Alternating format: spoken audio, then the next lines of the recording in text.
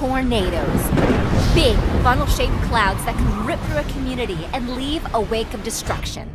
They can form in seconds, change direction in a heartbeat, and their devastation can last a lifetime. Exactly how and why tornadoes occur is still a bit of a mystery, but an indication that one is forming is a wall cloud. Fast-moving winds roll air below into a horizontal vortex above opposing surface winds, similar to a spinning tube. Warmed by the sun, buoyant air near the ground begins to lift a section of the horizontal vortex into a vertical position.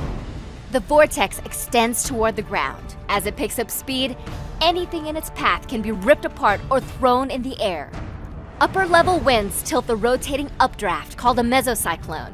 This allows the storm to keep growing as warm air is sucked into the storm away from the cool downdraft. The vortex spins like a top, sometimes up to 300 miles per hour. And while some tornadoes move slowly, others can travel over the ground at speeds of over 110 miles per hour. The widest tornado ever recorded, the May 2013 El Reno tornado in Oklahoma, was 2.6 miles across. That's wider across than Manhattan.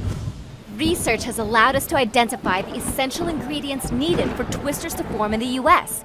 Warm, moist air, typically from the Gulf of Mexico, cool air, typically from Canada, and dry air, typically from the Rockies. When these air masses collide, they create the perfect conditions for a tornado.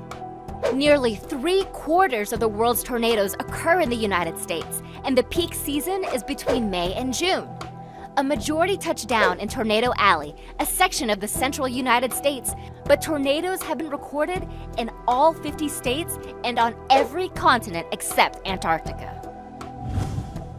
Tornadoes are very dangerous, and you should never underestimate their power. The average time between a tornado warning and a strike is estimated at a mere 13 minutes, giving residents little time to seek shelter. On average, tornadoes kill 60 people every year in the United States.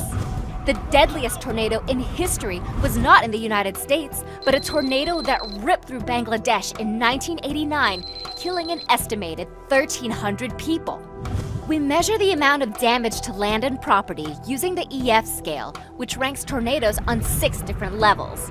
From 0, a heavy breeze that can uproot crops, to level 5, enough wind to pick up a house.